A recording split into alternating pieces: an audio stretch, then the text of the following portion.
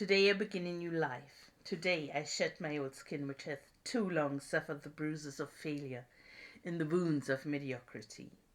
Today I am born anew, and my birthplace is a vineyard where there is fruit for all. Today I will pluck grapes of wisdom from the tallest and fullest vines in the vineyard, for these were planted by the wisest of my profession, who have come before me generation upon generation. Today I will savor the taste of grapes from these vines, and verily I will swallow the seed of success buried in each. A new life will sprout within me. The career I have chosen is laden with opportunity, yet it is fraught with heartbreak and despair. And the bodies of those who have failed, were they piled one atop another, would cast a shadow down upon all the pyramids on the earth. Yet I will not fail as the others, for in my hands I now hold the charts which will guide me through perilous waters to shores which only yesterday seemed but a dream. Failure no longer will be my payment for struggle. Just as nature made no provision for my body to tolerate pain, neither has it made any provision for my life to suffer failure. Failure, like pain, is alien to my life. In the past I accepted it as I accepted pain.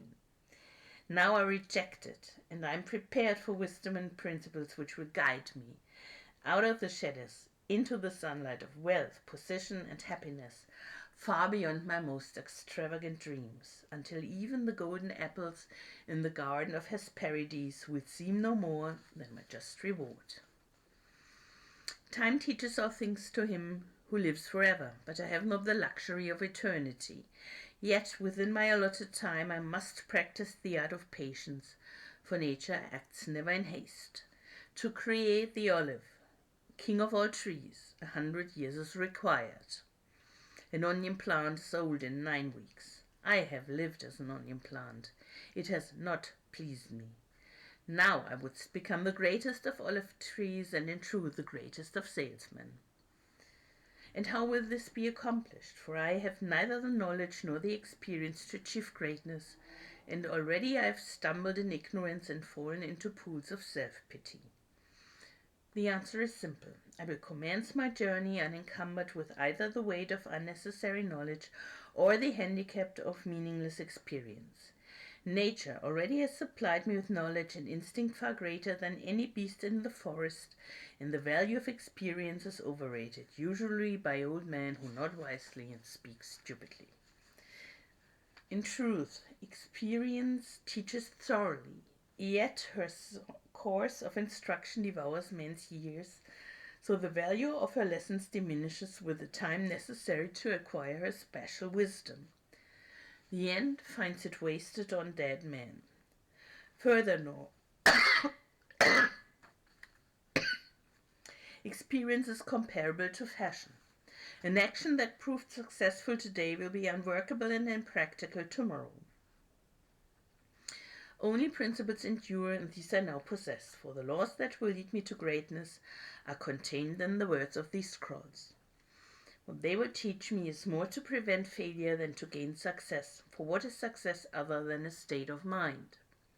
Which two among 1,000 wise men will define success in the same words? Yet failure is always described but one way. Failure is man's inability to reach his goals in life, whatever they may be. In truth, the only difference between those who have failed and those who have succeeded lies in the difference of their habits. Good habits are the key to all success. Bad habits are the unlocked door to failure. Thus, the first law I will obey, which precedeth all others, is, I will form good habits and become their slave. As a child I was slave to my impulses. Now I am slave to my habits as an all-grown man. I have surrendered my free will to the years of accumulated habits, and the past deeds of my life have already marked out a path which threatens to imprison my future. My actions are ruled by appetite, passion, prejudice, greed, love, fear, environment, habit, and the worst of these tyrants is habit. Therefore, if I must be a slave to habit, let me be a slave to good habits. My bad habits must be destroyed and new furrows prepared for good seed. I will form good habits and become their slave. And how will I accomplish this difficult feat? Through these scrolls it will be done. For each scroll contains a principle which will drive a bad habit from my life and replace it with one which will bring me closer to success. For it is another of nature's laws that only a habit can subdue another habit. So in order for these written words to perform their chosen task, I must discipline myself with the first of my new habits, which is as follows. I will read each scroll for 30 days in this prescribed manner before I proceed to the next scroll. First, I will read the words in silence when I arise. Then I will read the words in silence after I have partaken of my midday meal. Last, I will read the words again just before I retire at day's end. And most important, on this occasion, I will read the words aloud. On the next day, I will repeat this procedure, and I will continue in like manner for 30 days. Then I will turn to the next scroll and repeat this procedure for another 30 days. I will continue in this manner until I have lived with each scroll for 30 days and my reading has become habit. And what will be accomplished with this habit? Herein lies the hidden secret of all men's accomplishments. As I repeat the words daily, they will soon become a part of my active mind, but more important, they will also seep into my other mind, that mysterious source which never sleeps, which creates my dreams and often makes me act in ways I do not comprehend. As the words of these scrolls are consumed by my mysterious mind, I will begin to awake each morning with a vitality I've never known before. My vigor will increase, my enthusiasm will rise, my desire to meet the world will overcome every fear I once knew at sunrise, and I will be happier than I ever believed it possible to be in this world of strife and sorrow.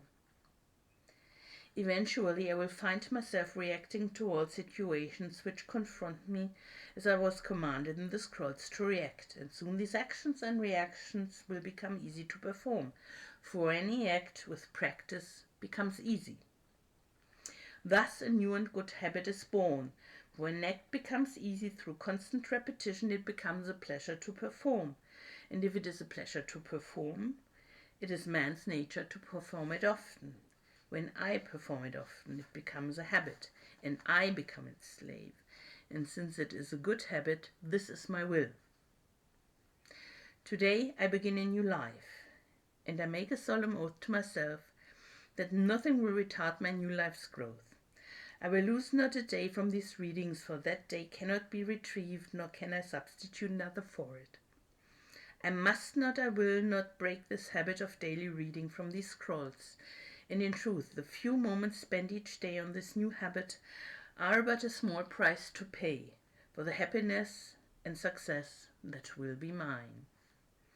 As I read and reread the words in the scrolls to follow, never will I allow the brevity of each scroll, nor the simplicity of its words to cause me to treat the scroll's message lightly. Thousands of grapes are pressed to fill one jar with wine, and the grape skin and pulp are tossed to the birds.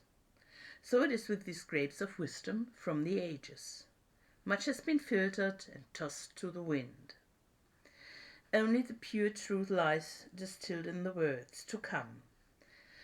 I will drink as instructed and spill not a drop, and the seed of success I will swallow. Today my old skin has become as dust. I will walk tall among men, and they will know me not, for today I am a new man with a new life.